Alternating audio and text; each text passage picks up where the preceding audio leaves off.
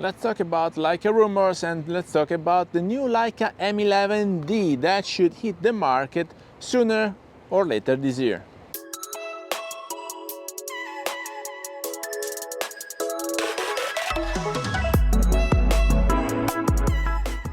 Hello everybody, welcome back to the channel. Thomas Love here from beautiful Vancouver, British Columbia, and today we're gonna talk about this rumor about the new Leica M11-d. Now, honestly, I was not sure that we would have seen that model because the Leica M10-d was not welcomed so warmly, and so the market was not so happy. Maybe people didn't understand the purpose of it. I do, because I spent most of last year using Little Pixie, that is basically a rangefinder camera without the rear display, and so this M11-d is exactly what we would expect out of a rangefinder camera, the very old school. So when we were shooting with the film, we couldn't know and check instantly the end results of our shot, and so we had to note down all the settings and hope for the best and rely on our experience. Well, nowadays we are also spoiled because we can have a rear display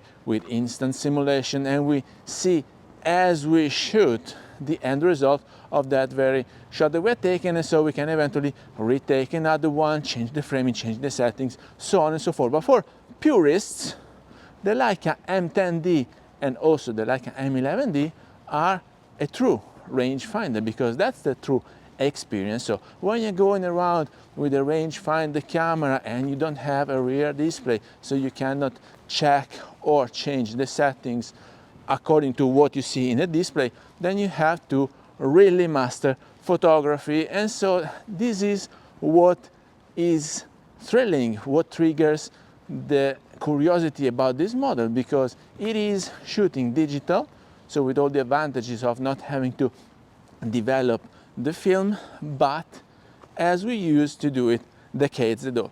And so decades ago, with the rangefinder camera, you were basically having it hanging on from your neck, and most of the times shooting from the hips, and most of the time also zone focus. And so if you're familiar with rangefinder cameras and Leica M-mount glasses, whether they are Leica, Zeiss, Woodlander, whatever you pick up, you know what we're talking about, that just turning the nibble under the glass, you are zone focusing, and basically with the shallow depth of field, with the shallow aperture, meaning a big depth of field, almost all the elements will be in focus. If you don't know what you're talking about, if you're not familiar, please have a look at many other episodes on my channel, because we discussed it thoroughly.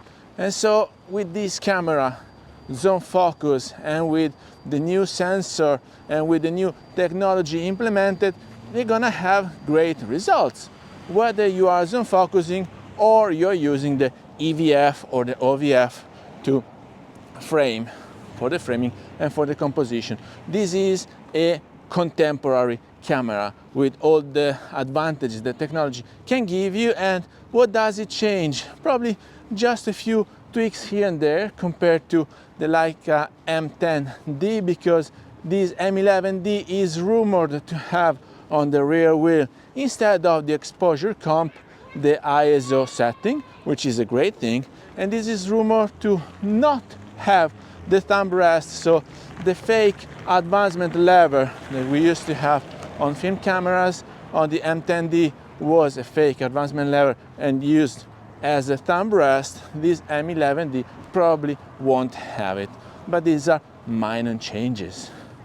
The big changes are all about the quality of this camera. So probably we're gonna have the usual 60 megapixel sensor that you can eventually choose whether to use at full resolution or to group some pixels and have bigger ones and lower resolution that is supposed to help with low light conditions, and so you can eventually shoot at 36 or 18 megapixel. All the rest, the ergonomics, the dimensions, maybe you will have a bit more battery life because it doesn't have to fit that display, but all the rest is basically a Leica M11 that we all love and appreciate, because it has been around for a while, and so in all its iterations people just went crazy to get it. Honestly, I wouldn't know what would be the price point to expect out of this camera. I'm assuming it would be still usual Leica prices, despite maybe just a tiny bit less than the full integrated display Leica M11. But apart from that, guys, this is another camera that you will eventually have to purchase and keep for the rest of your life, because it will never be outdated, especially if you're using it paired with the Leica M glasses. So with that, I hope you got some value out of this video. If you did, please remember to like it, share it on social media, subscribe to the channel so you won't miss any videos to come, and I guess I will see you later. Thank you. Bye bye.